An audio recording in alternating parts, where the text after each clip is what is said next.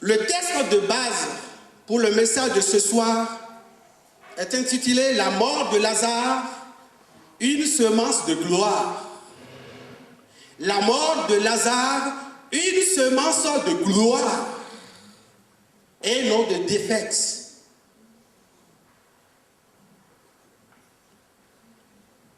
Tu traverses peut-être un moment de pomme ou une période d'oignon. Et pourtant, tu es enfant de Dieu, tu es servante de Christ, tu es bien engagé dans ton église, tu es parfait, tu marches avec le Seigneur, tu aimes venir à l'église, faire la réunion. Tu pries Dieu, tu marches avec Jésus. Mais pourquoi ce moment affreux? Pourquoi des moments de questions sans réponse? Mais qu'est-ce qui se passe? La foi est-elle une illusion?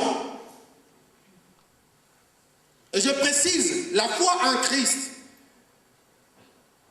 ou c'est une vérité, c'est une réalité? La foi en Christ demeure la même, ça n'a jamais changé. C'est les circonstances de vie qui changent, qui se transforment tantôt en bien et en mal.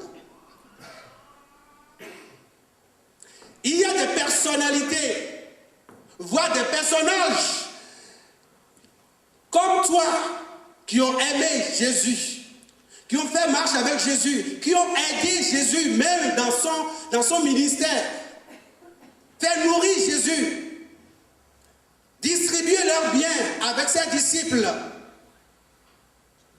Mais cela n'avait pas empêché ses amis à Jésus de traverser des périodes d'oignon aussi. Mais ce qui est génial et beau dans ce message est que la fin n'a pas été à queue de poisson. Dieu ne veut pas commencer avec vous, même s'il y a des difficultés, et vous laisser à queue de poisson. S'il y a une telle voix qui vous pénètre, chassez-la. Ça ne vient pas de Dieu, c'est les démons. Vous croyez aux démons ici en Suisse? Oui. Ah oui, oui. Oui. Vous croyez aux démons? Ils sont en pleine action. En Afrique comme en Occident. Et ce n'est pas parce que nous les ignorons, nous ignorons leur existence, qu'eux ignorent notre existence. On peut les ignorer qui n'existent pas. Mais eux, ils savent que nous existons. C'est pour cela que le combat qui est devant nous, le Seigneur est avec nous pour entrer dans la victoire qui est déjà remportée. Dans Jean chapitre 11, je m'en vais vite.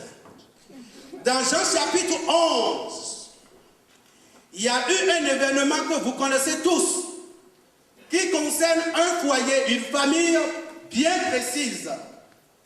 Une famille qui aimait Jésus, qui accueillait Jésus.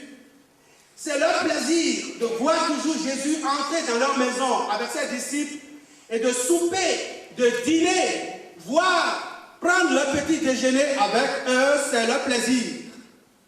On peut toujours déjeuner, manger avec Christ. Cela n'empêche pas qu'il y ait des moments d'oignon, des moments de souffrance, des moments de questions sans réponse qui nous arrivent. C'est ce qui s'est passé dans la Bible.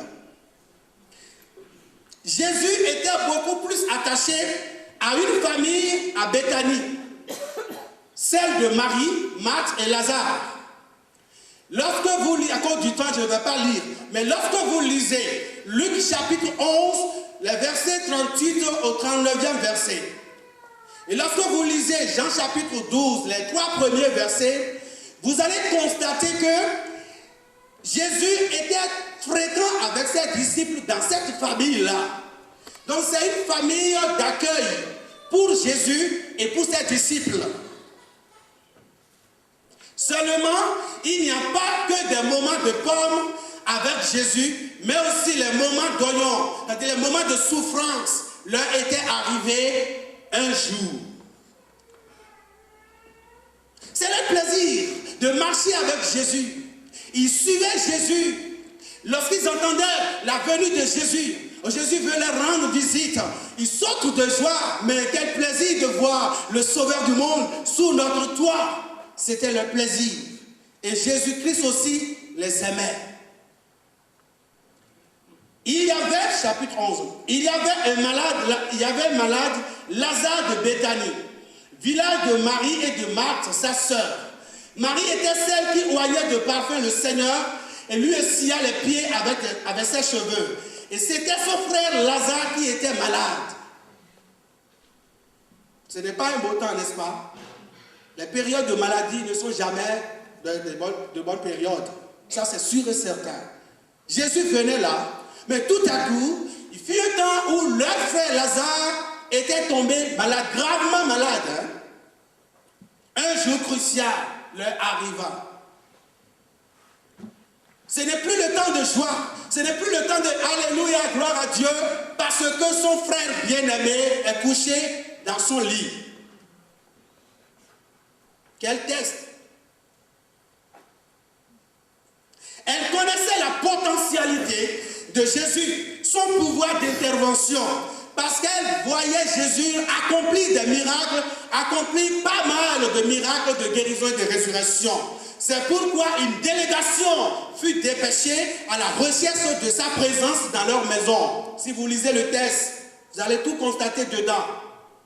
Pour la guérison de leur frère Lazare, bien sûr.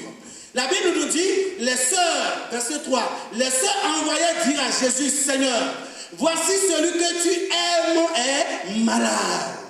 C'est bien précisé. Voici, ils ont envoyé une délégation vers Jésus, là où Jésus se trouvait, pour lui dire, Seigneur Jésus, mais qu'est-ce qui vous a amené là? Qu'est-ce que vous cherchez?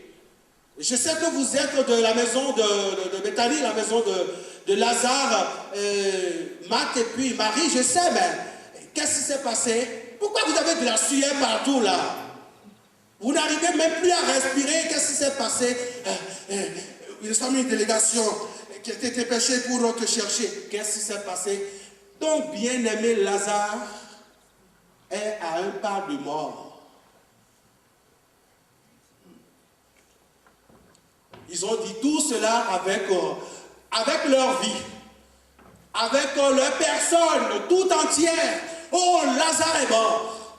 Et ces soeurs nous ont envoyés pour te chercher. C'est pourquoi nous sommes là. C'est tout? Quoi? C'est tout? Si c'est tout, c'est tout, c'est le message. Ah ben c'est un grand message. Allez-vous-en, je viens. Allez-vous-en, j'ai entendu, je viens. C'est ce qui a été dit. Le temps de Dieu, le verset 6, nous continuons. La Bible nous dit que quand Jésus eut appris que celui-ci était malade, il restait encore 2 jours à l'endroit où il était. Rien ne précipite Dieu.